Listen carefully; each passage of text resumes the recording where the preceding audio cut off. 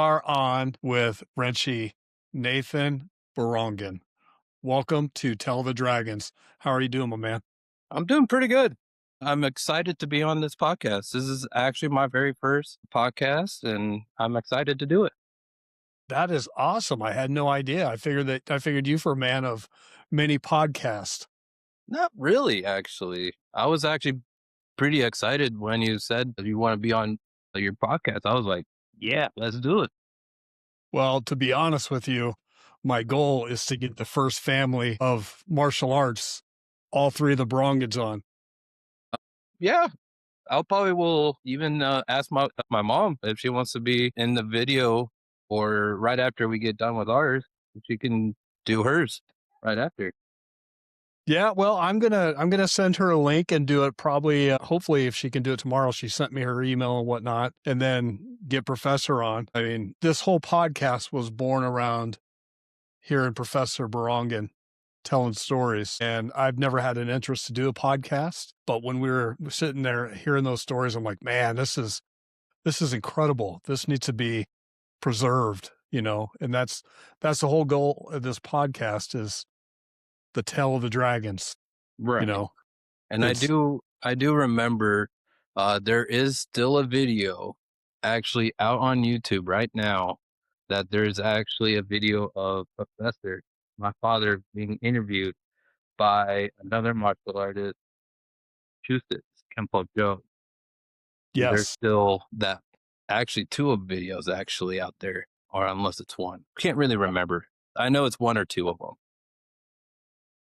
Well, my goal is to capture another one more up to date, more recent, because I know there's been more stories that have been added to the Barongan legacy.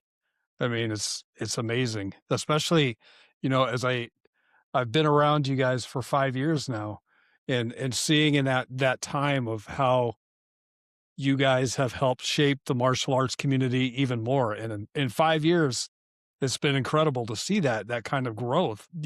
The 25th anniversary of the UKKS and what you guys have done in the community. Congratulations on opening a new school. It's just the growth is amazing.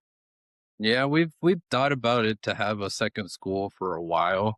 We just couldn't find like a location. And so my brother-in-law actually came up to us and thought about the Des Moines lab, which is down on the north side of Des Moines. And we're just like, perfect. So everything working perfectly. It's just got to get some students in there, and hopefully we do have students there, but unfortunately they haven't come in yet, but we're trying to get them come back in so that way they can still do some training. That's fantastic. So I can't imagine how long you've actually been doing martial arts. What age did you start? So I physically started when I was 5 years old, but I keep telling my friends out of the martial arts that I've actually started when I was able to walk, just to get some extra few years in there. So technically about 26 to 25 years I've been in the art. Yeah, my first questions I usually ask is, tell me about life before martial arts what made you want to join, but I don't think you had a choice, right? Well, technically no, but again, I still did actually had a choice on continuing doing the martial arts, or I could do something else. But I kind of chose by doing the martial arts because I love the combination, the like all the hard work that most of my friends or a lot of other students have been putting in work, the cardio I love doing. But anything, yeah, I just stick with it. I just almost told my parents that I was just got forced into it, but I didn't really got forced to it. Wow, wow. So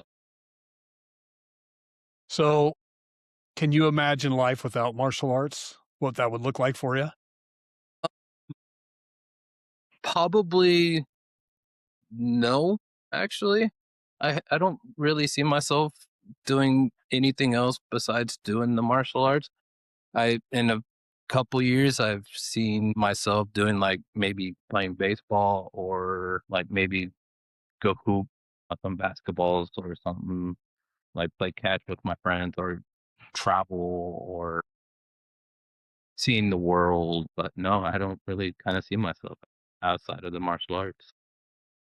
So, in your martial arts journey, what principle has taken you or lesson has taken you the longest to truly understand from the martial arts perspective?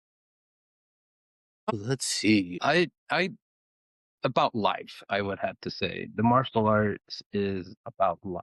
A great martial artist who recently had passed, and he actually is a well-known actor, a well-known martial artist that I actually got the pleasure to meet was Kerry Tawagawa, who is Sing Tang from the OG Mortal Kombat, and he actually gave me almost like a life lesson to never stop doing the martial arts or never stop doing what you believe in.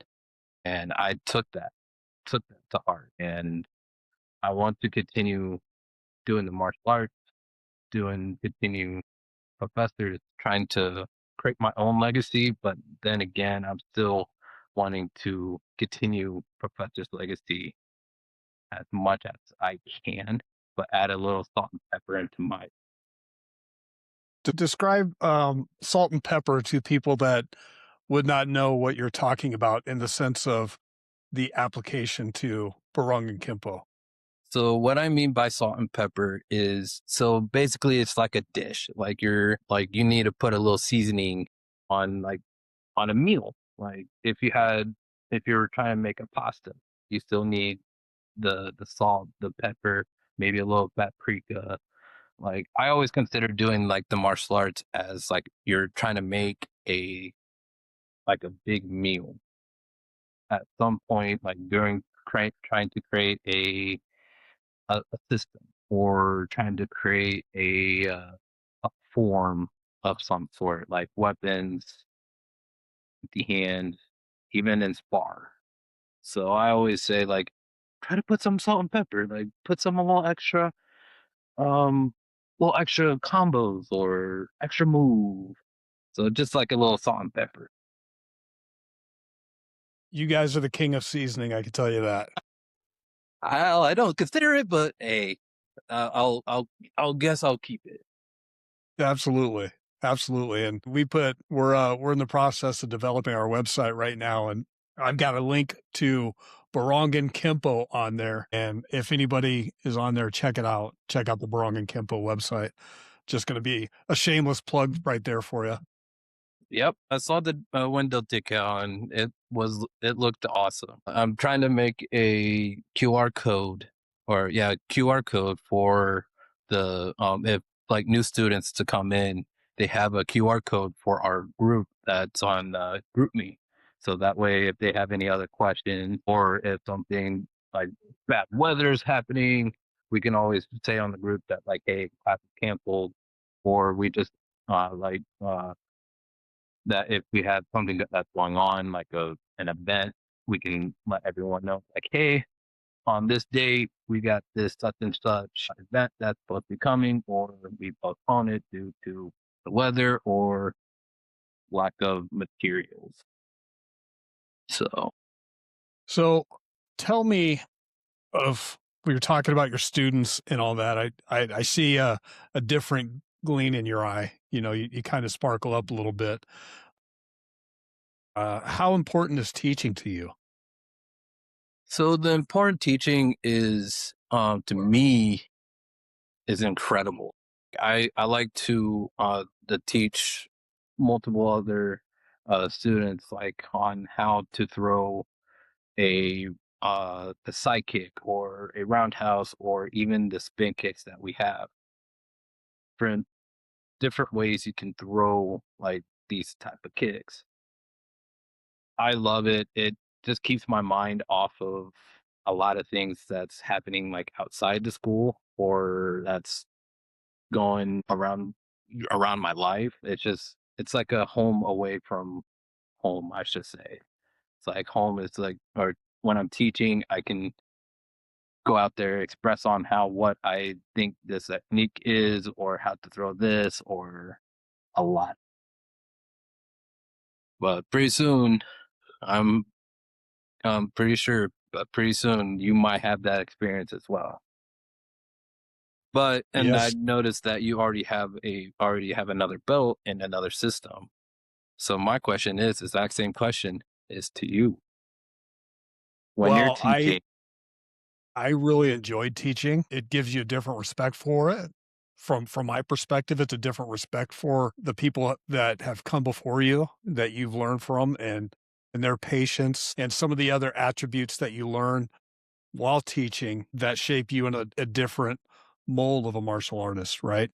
Mhm. The patience, the understanding, knowing that not everybody learns the same. Right. And at the end of the day, whether it's 7 plus 2, 6 plus 3, as long as you get to 9, that's all that really matters, right? Yep. And it's really fun to see the growth in students. I was had a podcast with Trey Kadoma Langham, and to see his growth over 5 years. Yeah, that's right. Yeah.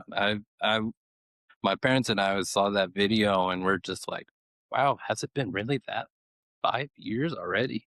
I thought it Right. was, but man, Kadoma Liam or Trey is just like a young sponge. Yes.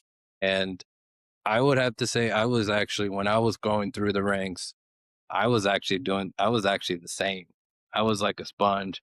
I didn't have that perfect um, photo memory like some people have. I'm not like that. So I gotta take it piece by piece if someone tries to teach me like a new form or try to teach it to someone to try and take it piece by piece on form or anything. Yeah, and I can kind of see that when you're actually teaching someone, you can see the gears in their eyes when they're teaching. Is that you can see the gears going through their mind. Oh, okay, now I can get do it. I can do it that way. Yeah, you're right, to see him process the information, the way everything comes in, and I think that goes back to you guys as well, the Barongan family, on how you guys teach and giving, professor, man, I've described there are some days where I come to class and I feel like I'm drinking from a fire hydrant Yes, because there's just so much coming at you. And you're like, if I just got to grab one thing, if I could just grab one thing and hold on to one thing today because he's throwing so much, you know, and Trey processes that really well. yes, The Clark family, I see them process that really well. yes. So there again, that goes back to it's a tribute to you guys on what you do and your teaching philosophy and whatnot. And I will have to say this: if you hear professor saying "ooh ooh ooh," run. But again, at the same time, it would be like, "Oh, let's see what he has this time. Maybe it could be something different. Could be awesome. Could be not." But a lot of times, you hear that you can hear the gear just going maximum speed on. Okay, let's try this out. Yeah. So And another thing I really appreciate about that, Nathan, is you guys are locked in tradition, but you're not bound by tradition. You're not afraid. You give tradition its honor it deserves. However, you guys are looking for ways to improve your system, and it's evolving all the time. our most focus is a little bit on the tradition and but still trying to do the traditional but also modernize it because a lot of the other systems you got all these flips, you got these gymnastic skills where they may not come in. If you can prove me that that could work during an actual fight out on the street, then awesome. If you really can't, then I'm sorry. You might be on the ground sleeping. Absolutely. Absolutely. So in your martial arts walk and the countless years, you know, the 25 plus years that you've done this,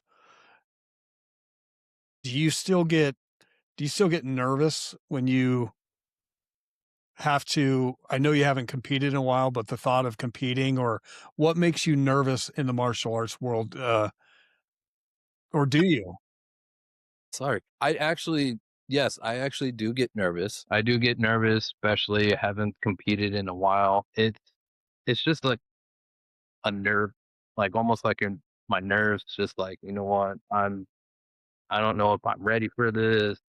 I don't know how people will see me doing this forms, trying to compete and how good, yeah, see how good that form is to see if I actually do get first place or second place, third place. But yeah, I do get nervous, like most other people gets nervous. But even for me, since I haven't competed in 3 to 4 years now, I did compete in Auntie Don Matthews tournament for a while, and I was like, you know what, I'm gonna take a break from it and help doing the judging and all of the other things that you may need help on, or trying to help with the seminars that we have coming, or doing something else. But yeah, I still get nervous on, even if I get tested, even if I go up to compete. Yeah, I still get nervous. Even throughout my 25 plus years in the art, I still get. So you mentioned testing. How many times I need you to give me a rough number and a description of what it means to be bobbied. Boy, Start with what it means to be bobbied. to be bobbied is, oh, wow. To get bobbied is almost like a an honor. At the same time, you were kind of a surprise about that you are getting tested, and that you were just like, for example, for me, actually, me on my last belt test for my fifth degree, I did get bobbied. And I was in my mind when I got bobbied, was before I got bobbied, was I was trying to help out with the gathering, and it was in a park. And at the time I was working for Hy-Vee. But then again, I was trying to like help out with getting all the food ready for the big feast. I was just trying to help around the gathering, so that way it can run very smoothly and everything else. Then found out that a professor came up to me when I got to the park and told me like, by the way, you're testing. My first words what was I really? And everyone thought, when I after I got got told that I got bobbied and I was testing for my fifth, everyone thought I was mad. I was mad that I was getting bobbied, but in my mind, with me, I was just like, yeah, okay, let's do it. So I went to the one of the bathrooms at the park and put on my full gear, and my godfather, who was Soju Duke Garcia, he came up to me and kind of kind of talked to, talked to me down a little bit to get my adrenaline down. And because everyone, like I said, like everyone thought I was angry at Professor. Just like, wait, what? Why am I doing this? I'm like, I'm here to help out with the gathering. I was like getting all the pans, the utensils for the big feast, and then found out that, oh yeah, by the way, you're testing. I'm like, we what? I grabbed my pants and I went to the bathroom, got changed, and I got ready to do my test, and here I am. I'm fifth degree and ready for my next. And that next testing's coming up soon. Yep. Look forward to watching that. So it's going to be similar to what Shihan Lane's going to be, but it's going to be a little different, I would have to say, because I would imagine. my main focus is to continue doing the Brungen Kempo, but add a little extra stuff for my system, which will probably more concentrate on the Filipino arts. So that way, Explain to the people that are watching kind of what that looks like, what's gonna be involved in your next testing. so I would actually be like, if I'm trying to explain my system, is to try to teach the judges on how can you cheat, or if you're getting about to teach your own system, then you got to try and teach what you're going to do. Like for example, I would hand them like a piece of paper of like a thesis on about my system, and then I will answer some other questions that the judges or the testing panel will ask me, and I would be more kind of trying to teach them on how my system can be different than the Brungen Kempo, but still be a little bit similar to the Brungen Kempo or the same as the Brungen Kempo.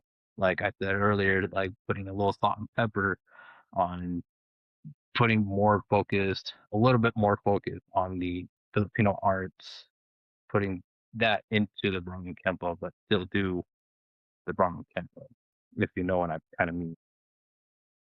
So like adding a little bit on just the self defense, on learning using more of the Filipino art takedowns, or with the legs or with the arms if someone tries to punch, or trying something different on the self defense.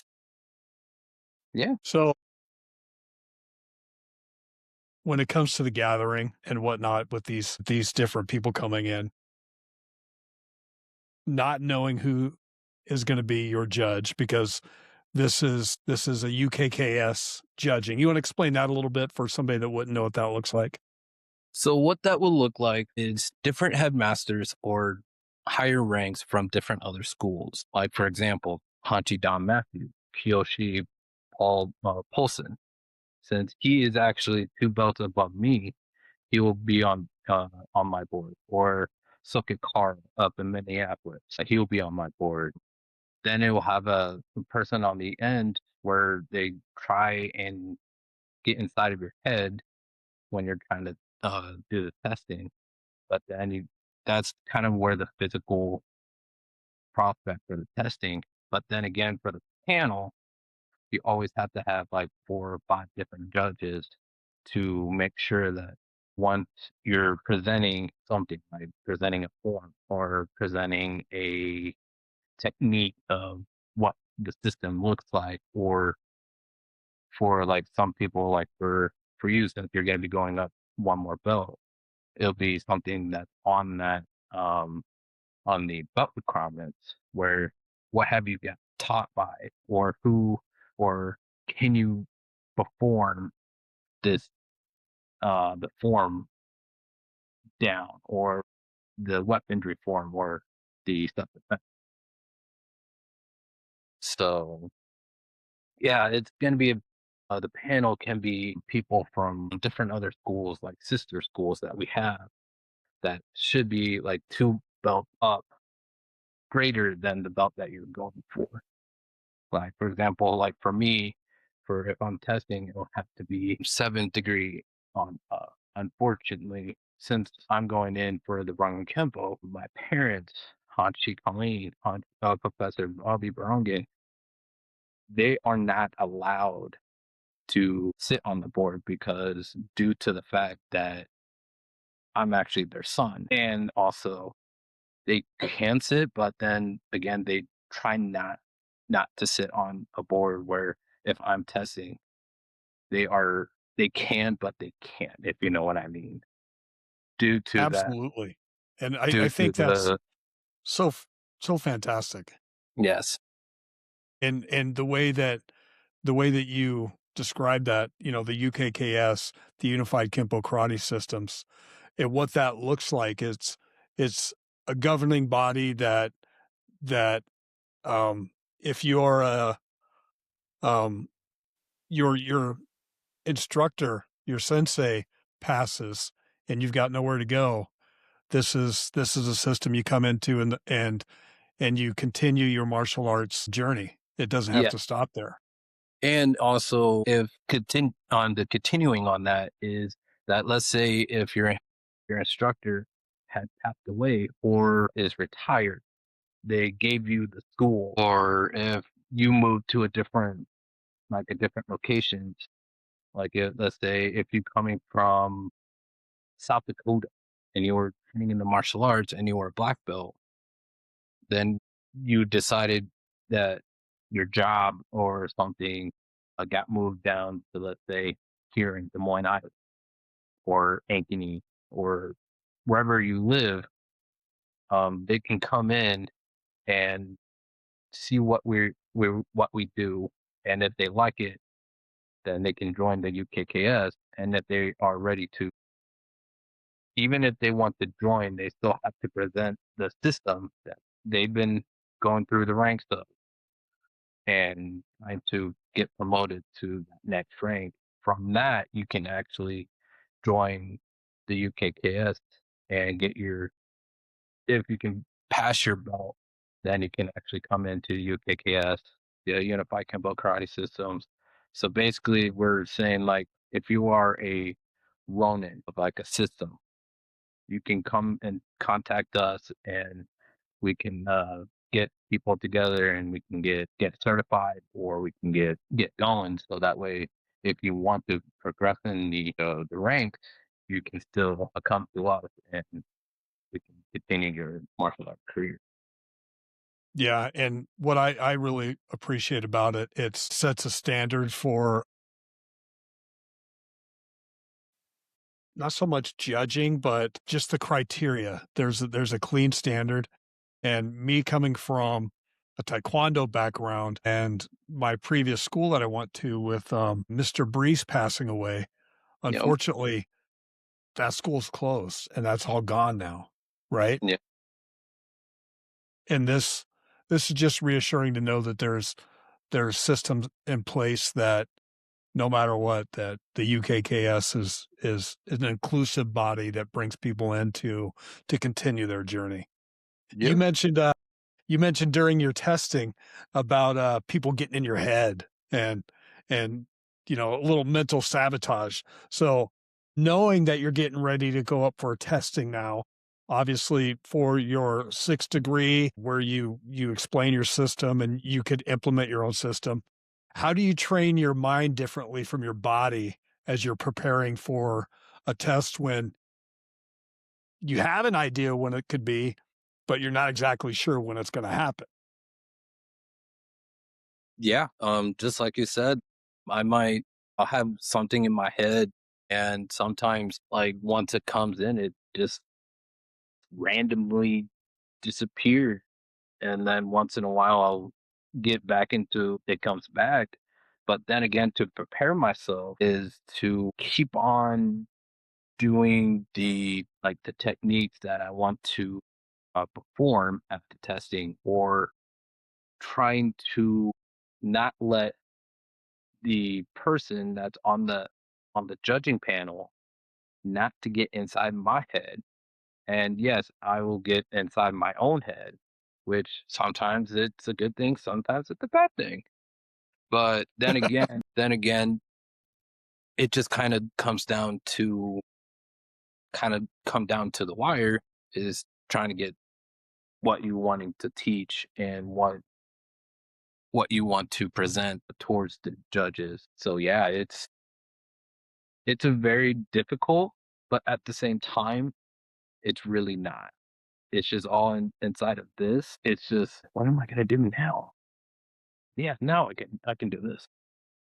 So yeah, it's just sometimes it's difficult, sometimes it's not. When you're preparing for something like this, I'm blown away by it. I mean, just thinking about it, knowing what I have to do, and I'm only a brown belt, right? And what you do, what you guys do, and will you have to present weapons?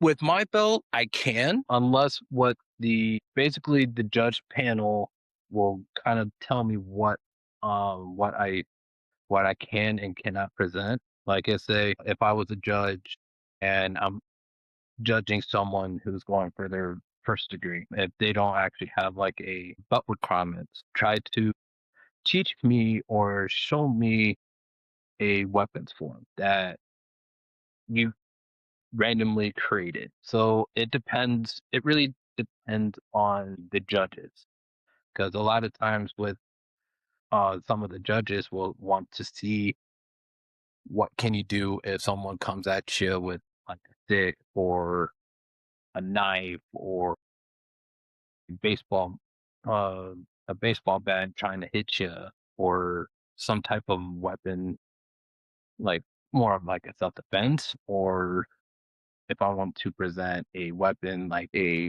Kali form like I just made up on that one Saturday, um, I can actually present that way. So it just kind of really depends on the judging panel to see what they want to see on the testing.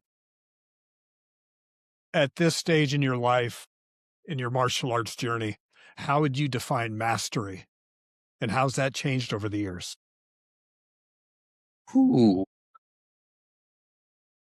that is a good question. To be honest with you, I've never really thought about it. At the same time, there's two different meanings of mastery, to me at least. For one, for example, like I can master playing video games. So that'd be a completely different on that. When you're doing the martial arts, there's somewhat and somewhat not of mastery in the martial arts. You can perform it perfectly. To me, mastery is just a word or like a title. Like I can consider a mastery of even reading a book if people can kind of consider that. But for me, there's no mastery for me because I'm still at the same level of still learning on new things, learning different techniques on how to take this person down a whole completely different way. So yeah, it's there's two different meanings to the person itself. Like for me, it's just a word that I could try to perfect it, but then at the same time, there still can be mistakes on a lot of other techniques or a lot of things in the martial arts. So it Sounds like it's a continuous goal.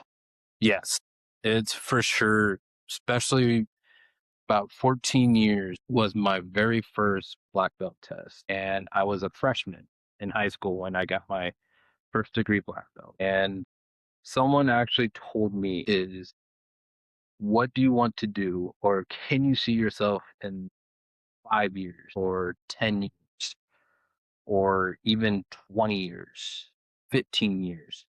And I would just simply tell them like continuing this, continue doing Professor's legacy, trying to catch up to him or try to keep the legacy alive. So like yeah, even the mastery to me it's just a word. So and it can be a title. Like cool, awesome, yay. But at the same time and deep down inside you, it's like, what did I master? So it's kind of like That's really good. I like that. Yeah, as you talked about 10, 15, 20 years, whatnot, it just made me think of, really being happy and present in the time that I'm in right now because I'm in an older season of my life and just surrounded by super great people. And I'm gracious to be involved with your family. I mean, you guys are fantastic, and you treat me like Ohana, and you treat my son, my wife like Ohana. We're family. We are family, and I know yes. that, and I know that you guys live that, and It's it's a special feeling because when I was doing my white belt testing and I got my yellow belt, that was the first time I went through a belt ceremony, and I was overwhelmed and fighting back tears. Here I am, late 40s, man, and I'm fighting back tears, and I've experienced that so many times being around you guys. Yes. So thank you. So you're welcome. So I always consider as the martial arts as a family. Like I'll have my first family, which is my blood love. Like I love my mom, my dad, my brothers, my sister, my cousins in the Philippines, in California. I will still love them, even in St. Louis, Florida, because I got a cousin in Florida. I'll still love them. My uncle.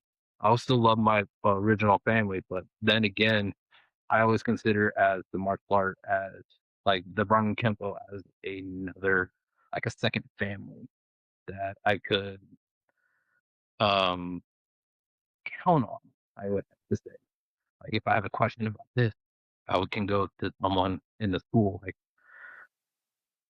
on something that I have randomly in my mind, if you can help me or something like that. So I always consider as the Brongan Kempo, the UKKS as my family that I adore so much, that I respect so much. So that's why I always told some of my friends out of from like work or just outside the Bronx or outside the martial arts. I have two families. Which one do you want to know about?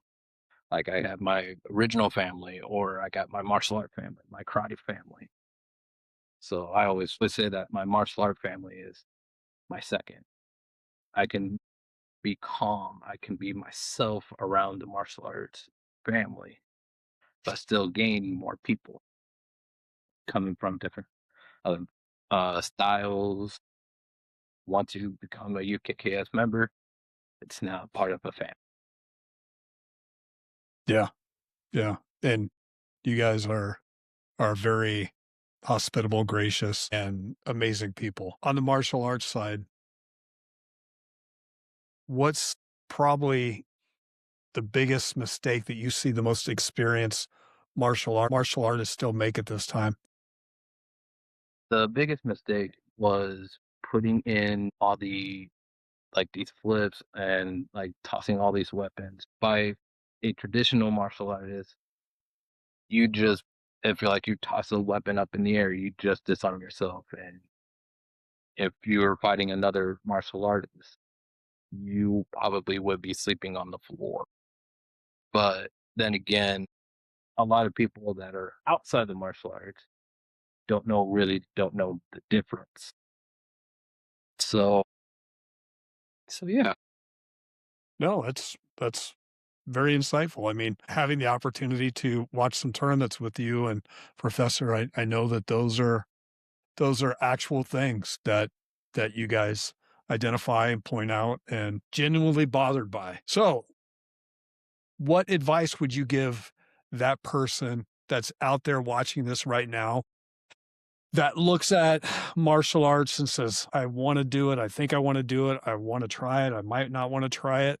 How do you get them off the fence and into the dojo? Or Man. what advice would you give them to get them just to try it?